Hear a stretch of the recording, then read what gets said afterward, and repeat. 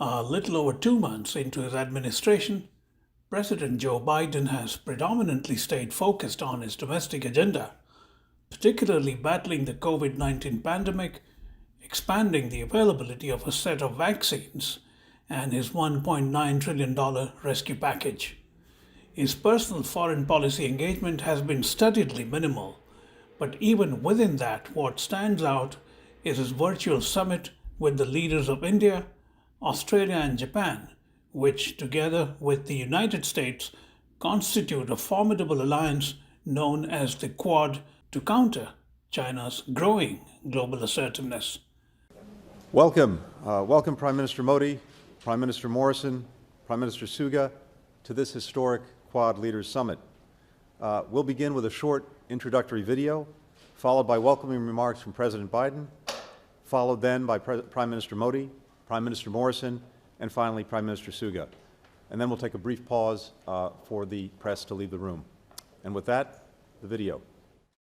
Last Sunday, an earthquake and violent tsunamis struck the nations that surround the Indian Ocean, India, Japan, and Australia.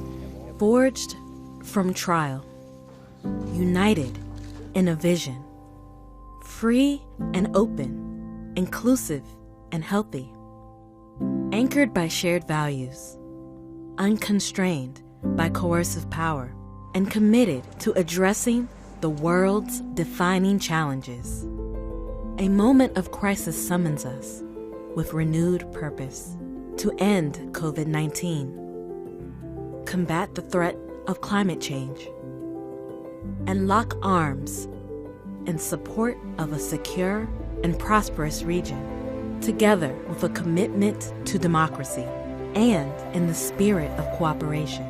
The Quad rises to new heights to secure a free and open Indo Pacific for the region, our peoples, and the world.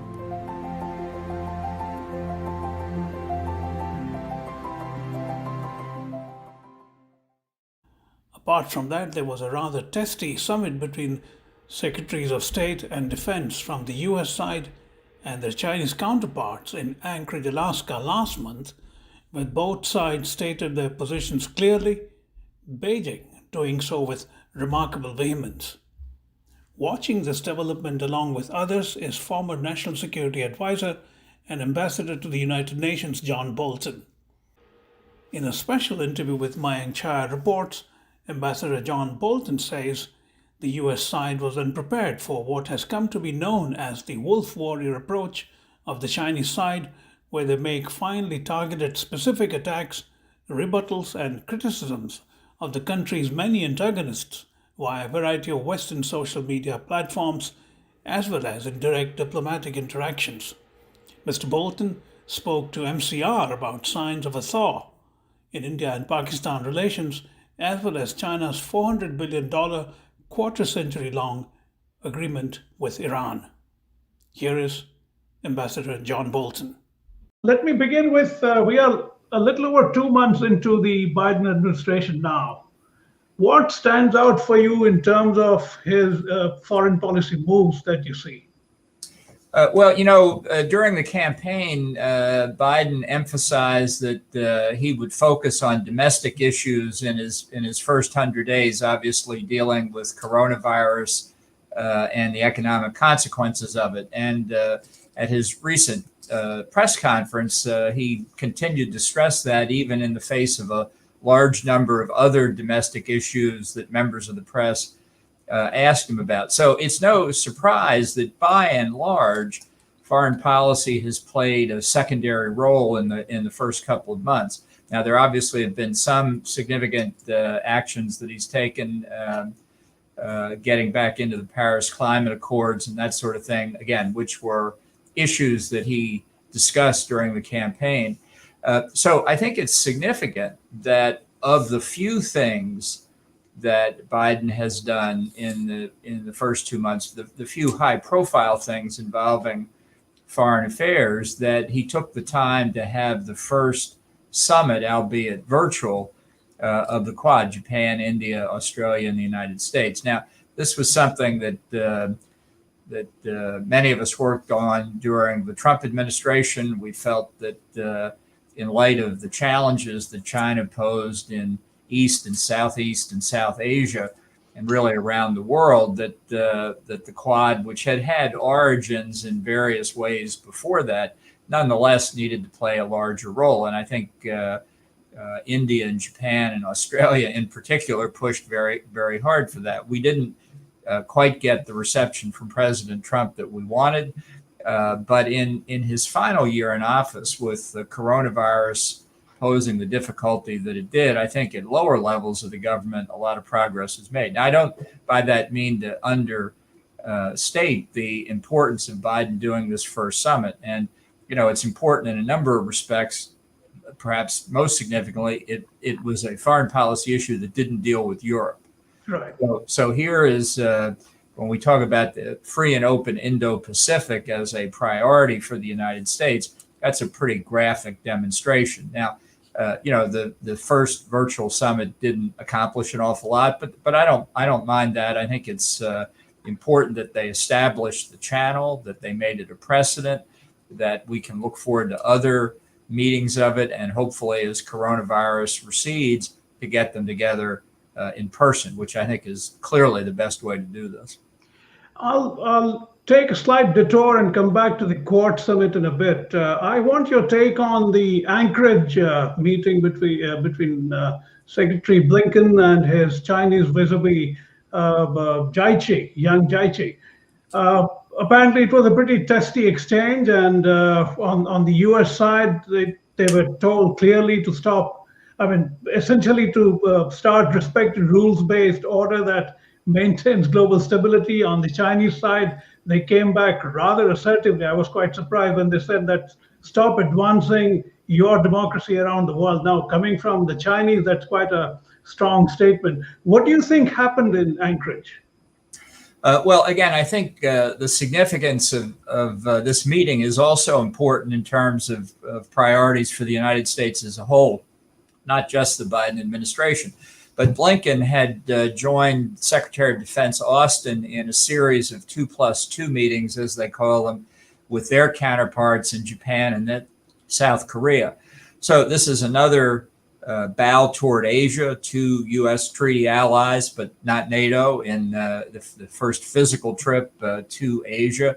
And I think significant that these two treaty allies were consulted before meeting with counterparts from China. So that's the way you do diplomacy. People may have forgotten about it during the Trump administration, but when you do the choreography, that's the way you do it. I thought Antony Blinken and Jake Sullivan were unprepared for what they received in public. I don't think they anticipated the real example of wolf warrior diplomacy that Yang Jiechi and Wang Yi displayed at the Anchorage meeting. And I think that was unfortunate. This was on American soil. You get the home court advantage. You get to arrange how this goes. I would have said, to the Chinese officials, you're our guest. Why don't you go first and see what they did, and then have a plan A and a plan B to respond to it. So in terms of PR, I don't think it worked out so well. And it showed maybe what happens when you've been out of office for 4 years and you come back in. The visiting team outplayed them. The real test is what was said in private. And I have to say, when the U.S. side's readout was that there were productive talks, I worry that the U.S. position was not presented as forcefully as it should be. This is only the opening encounter, but as the saying goes, you only get one chance to make a first impression. And I'm not sure that this was the impression we needed. We'll have to wait and see, but I don't think it went as well as it could have. Purely at a superficial viewing, when one looks at America and China, perhaps the simplistic sense is that while the former is struggling, that is, America is struggling, if not in actual decline, the latter has risen with rather brazen self-assurance in recent years, even in the midst of the pandemic. What's your sense? How much do you think America should be concerned about the kind of wolf warrior approach that China is taking everywhere? Yeah. Well, I think this is another example. I don't think you need too much more evidence to say that Deng Xiaoping's policy of hide your capabilities and bide your time, the hide and bide policy that China pursued for many years, that's a piece of history now. They're not hiding anything. They're very assertive, very confident, and not just in Asia but around the world. So I don't think there's any need for the United States now to hide its concern about what this means, not just in Asia but again globally. The Chinese economy has depended for many years on stealing intellectual property from other countries, discriminating against foreign investors and businesses, intervening in its economy, frustrating the rules of the World Trade Organization, and a whole variety of other things, so that we're in a period of increased tension and confrontation. I don't think there's any doubt about it. And I think that ranges across the spectrum, political, military, and economic. I think that attitudes toward China have changed around the world. I think there's public opinion data that shows that people see this as an increased and more threatening environment. And I think it's up to the United States and others who see it the same way to act accordingly. I actually think the wolf warrior diplomacy hurts China. I think with many small nations in the Indo Pacific region, it's something that's very frightening to them. So I think there's a lot of room for improvement in American diplomacy as well. There's no question about it. I just note a small example, though, of how to do this. Recently, the president of Palau in the Pacific visited Taiwan. It's one of the few countries that still has formal diplomatic relations with Taiwan. But the president of Palau was accompanied by the US ambassador to Palau, John Hennessy Nyland. So they both went to Taipei. A very rare example of a US diplomat in recent years visiting Taiwan. I found it especially significant since years ago in the Bush 41 administration, John Hennessy Nyland worked for me at the International Organizations Bureau of the State Department. But I think it's the right thing to do. I think this is how the U.S. can show to the small countries that are concerned about wolf warrior diplomacy that we understand their concerns and want to work more closely with them and other friends like Taiwan. Circling back to the Quad, contrary to misgivings in some quarters, President Biden, as you pointed out, has decided to sharpen the dynamic between the four countries. Do you think that's the right approach? I ask because I've personally thought that the idea that four nations have to gang up, as it were, against one, that is China, in a sense reinforces their sense of manifest destiny, don't you think? Well, I don't know if it reinforces that or concerns at least some people in China that their policies turning out to be counterproductive. You know, the Quad is a very informal grouping. It doesn't imply anything at the high end of the cooperation spectrum, but I think it's useful, and I think it sends a signal, especially after the Trump administration, that the United States is not withdrawing from East and South Asia, that it intends to remain because it has significant interest there. It has key friends and allies there. And I think the Chinese need to know that the steps they've taken in a wide variety of areas have obviously not gone unnoticed, and they will not go unanswered. Of the four, India obviously has most at stake because it's the only one with a long border and a long history of conflict and tensions. How do you see New Delhi balancing its neighborly compulsions with Beijing, with its geostrategic ambitions and obligations? Well, you know, it's not something I envy that India has a long border with China. The fact is that China today is the remnant of a land empire. So is Russia, as an example. While we're on the subject, and the days of the big international empires based in Europe are gone. And people have considered that to be kind of natural evolution because their empires were so far across the sea. It's harder for some people to see that land empires are in a way just as unnatural as sea-based empires. And I think China and Russia are both trying to confront how to deal with this. The Chinese approach is to try and strengthen control not only over their hinterland, but over regions nearby. I think that's a large part of what the Belt and Road Initiative is.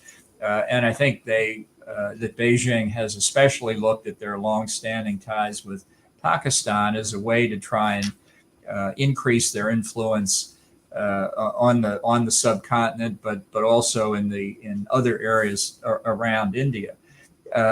Nothing is inevitable here, that's for sure. But I think China's long-range strategic thinking clearly sees only one hegemonic power in Asia, and they intend to be that power. So this is not something where anybody's looking for conflict. That's basic. That's very clear.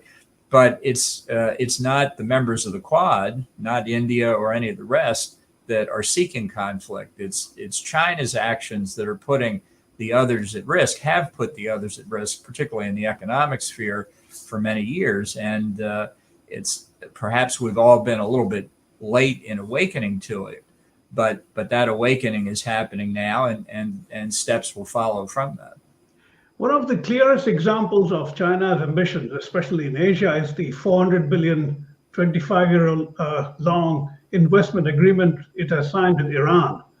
As part of that, over the next 25 years, it will invest that amount of money in exchange for uninterrupted supply of oil. Broadly, the deal has two objectives. One is domestic, and the other is to counter the US in the Middle East using Iran as its proxy. That's my sense. How do you see this playing out? Well, it's hard at this point to see if it's more than propaganda. I mean, it's successful as a propaganda ploy. And the basic rationale for the deal is pretty clear. China has a huge demand for energy. It has inadequate domestic supplies. It needs a more reliable source of oil and natural gas in particular. Iran is a pariah country in the Middle East and really internationally. And so they, without many other options, each turns to the other. Now, whether this in fact materializes in terms of the capital investment in Iran's oil capacity, I think remains to be seen.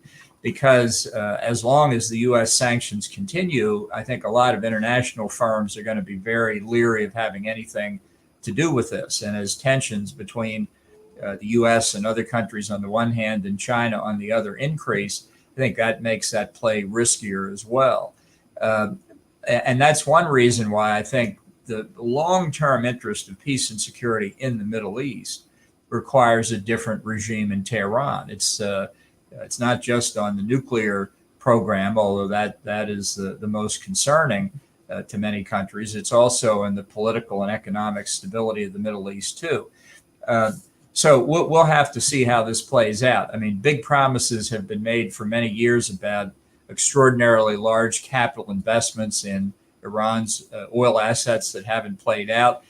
We just don't know at this point whether this will be another one in that long line. I said, do you see China's inroads into Iran complicating the Biden administration's moves to sort of revive the nuclear deal?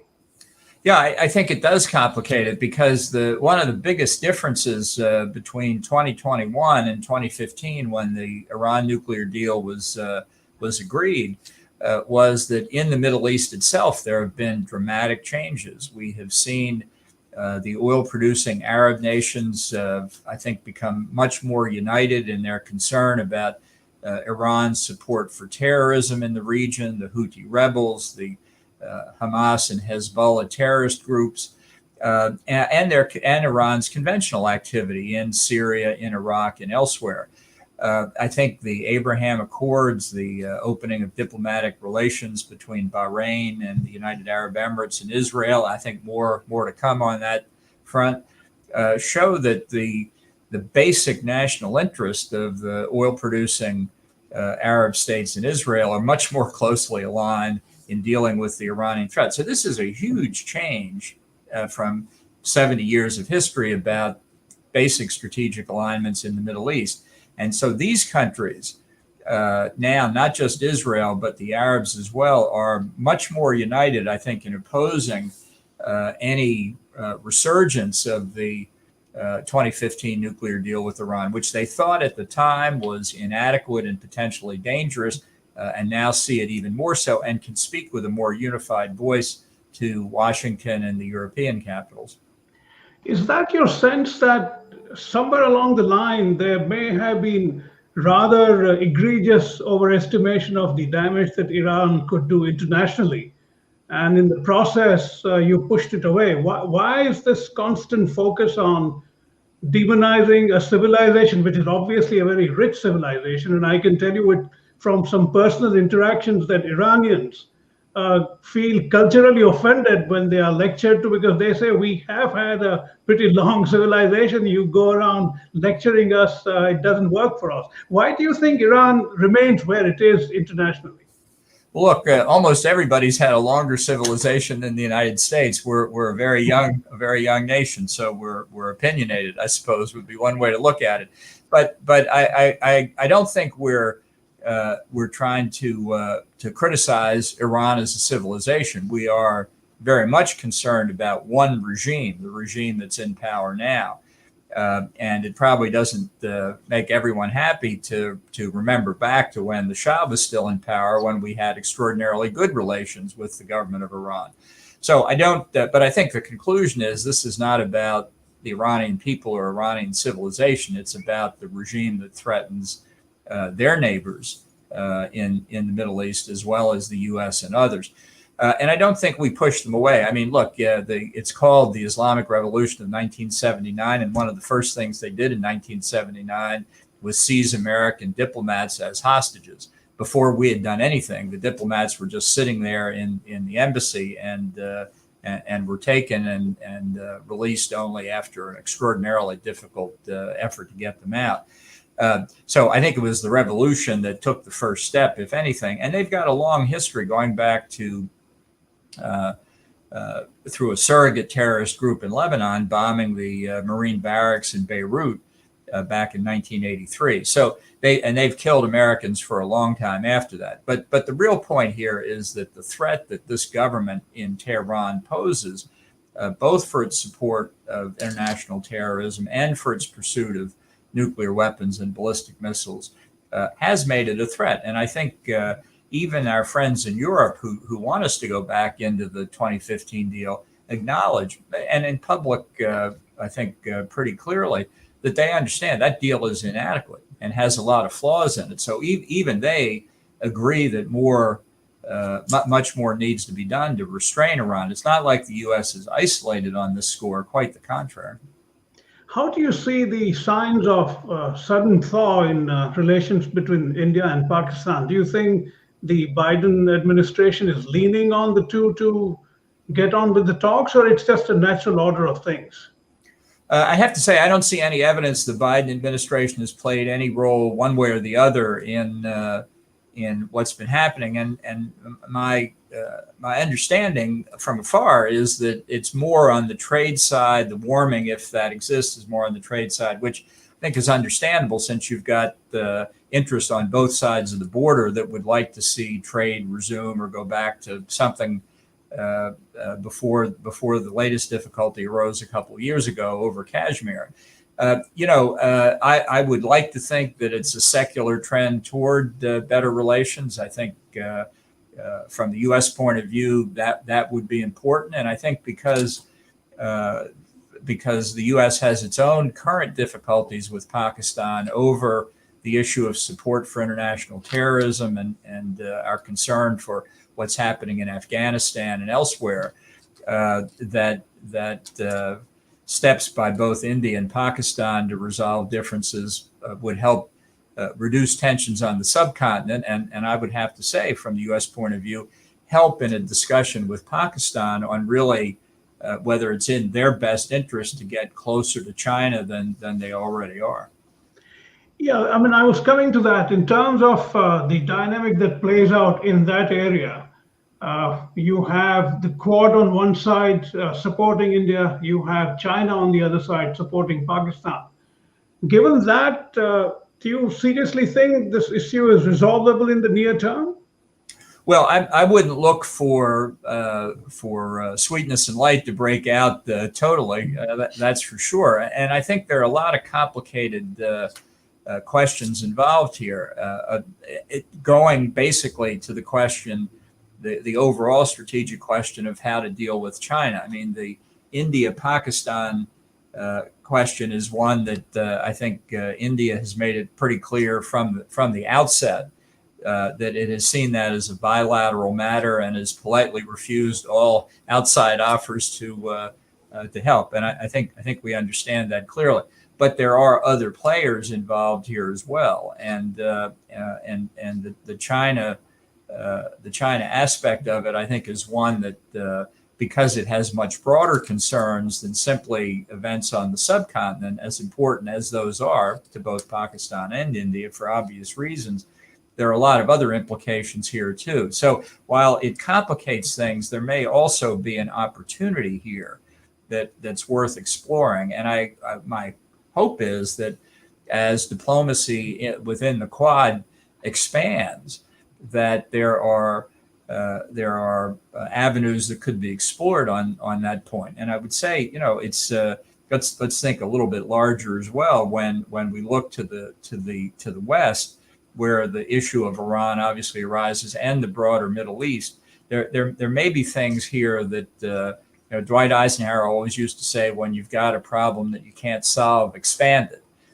To look outside the confines of your previous analysis, and that thinking of the India-Pakistan dynamic, that may be something that we should explore further. The last two questions. One is in terms of domestic U.S. affairs. How do you think the exit of President Trump has played out in so much as it concerns the insane volatility that you continue to see within the Republican Party? He continues to loom over, as evident in Georgia, the voting bill. What's your take on that? Well, I think Trump's influence within the Republican Party is declining day by day. I mean, I think we all need to take a step back and realize that on the 20th of January, he went from sitting in the most powerful office in the world, the Oval Office, to sitting by the swimming pool at Mar-a-Lago. And it's just not the same. I think it's also a mistake to believe that Trump's support within the Republican Party is like a monolithic block of granite, that it's unmovable, unshakable, unbreakable, and that he'll have a lock on it forever. I don't think that's true. In fact, I'll be through my super PAC, I'll be doing some polling, I hope very soon, that tries to understand better what it is that motivates Trump's base, so that we can find ways for responsible politicians to appeal to the legitimate concerns of those voters. I think my prediction is that Trump will not run in 2024. He'll talk about it incessantly between now and then, but ultimately he won't run. And I think we'll have a very competitive race for the Republican nomination. I'm optimistic about our chances to take control of the House of Representatives in 2022. I think the Senate's a little bit tougher fight because we have more Senate seats to defend, but I think we've got a good shot there. So I think it's just important to keep the left wing of the Democratic Party from getting out of control, and I think that's a huge unifying factor for Republicans generally. So I don't underestimate the damage Trump has done to the party, to the country internationally, but I think it's repairable. I'm optimistic about that. I think we've got work to do, but I'm optimistic about the outcome. Are you positioning yourself at all for the high office? Look, no, at this point, I don't have any intention to do that. I do want to be helpful in setting the ship back on its an even keel and heading in the right direction. So I expect to be very involved in Republican politics, but at this point, no, I don't have aspirations for higher office, as they say. How do you think President Biden is doing in terms of at least making some inroads into the so-called Trump base? Do you think he is resonating at all there yet? Well, I think he has sustained in the first 2 months higher public opinion ratings than Trump ever did. And I think that is a sense, it's another example of what I'd call a reversion to the norm, that a new president does get a honeymoon, that people want the new president to succeed on behalf of the country as a whole. And I think you will see much of that in American diplomacy internationally. Not that I'm going to agree with Biden on an awful lot of what he does, but it's a return to the norm of a center left or maybe more left Democratic president. And in 2024, I hope we're going to return to the norm of a center right Republican president. The Trump era, I think, is an anomaly. I think Trump himself was an aberration. And the question for the U.S. is how quickly we can get over it. And finally, since you had the perch as the NSA during the Trump administration, do you feel that ferment is the new normal in America? Because you see ferment across the board, be it anti-Asian violence, be it gun violence, the January 6th events. What do you think is going on? Is there some subterranean upheaval that's building up? No, I don't think so at all. I mean, I think there's work to be done on racial divisions within the country. I don't deny that, but I think also it would be historically very inaccurate to deny the progress that's been made over the past 75 years since the end of World War II. It's not to deny that more is required, but a lot has been done. And I think part of this is just a general simmering down across the nation from 4 years of hyperactivity under Trump. We'll see which hypothesis turns out to be right, but I don't see fundamental weaknesses in the structure of American society. And I think coming out of the COVID pandemic, I think you're going to see a substantial economic improvement. I hope without inflation caused by excessive Democratic government spending, but I think we're going to have a big economic boost, and I think that'll be reflected in a greater sense of domestic tranquility. On that note, I think I've wrapped up once again within my time limit, Ambassador Bolton. I'm truly grateful, and I'll send you the links to your staff. Thank you so much. You've been very kind. Well, thank you very much for having me again. Have a good day. You too. Bye-bye. Okay, take care. As an adjunct to that, I would like to offer brief excerpts from an interview that I had conducted with the Dalai Lama in his residence in McLeodganj in Himachal Pradesh, India, in the immediate aftermath of China then emerging as the world's second largest economy. That is to illustrate how much the world has changed in the last decade, even as China has become an even more decisive player in global affairs.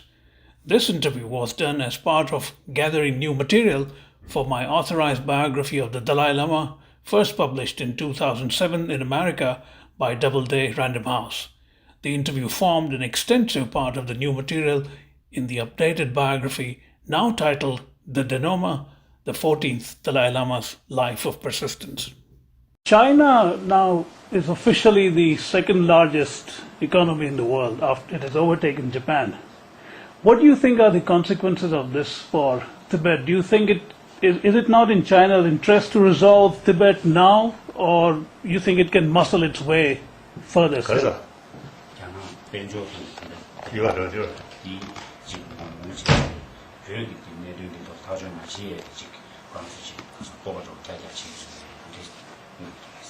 That's difficult to say.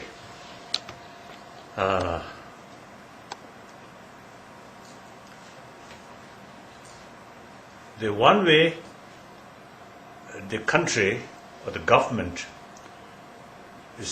get more self-confidence, then they can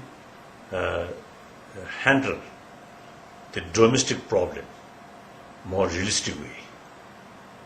If the whole sort of situation is a little bit sort of shaky, then sometimes more hesitant to handle some of the tricky issue. So from that viewpoint, people from China now getting more stronger, is useful. It may be more positive sort of impact. Now obviously, last 60 years, when China remained isolated, till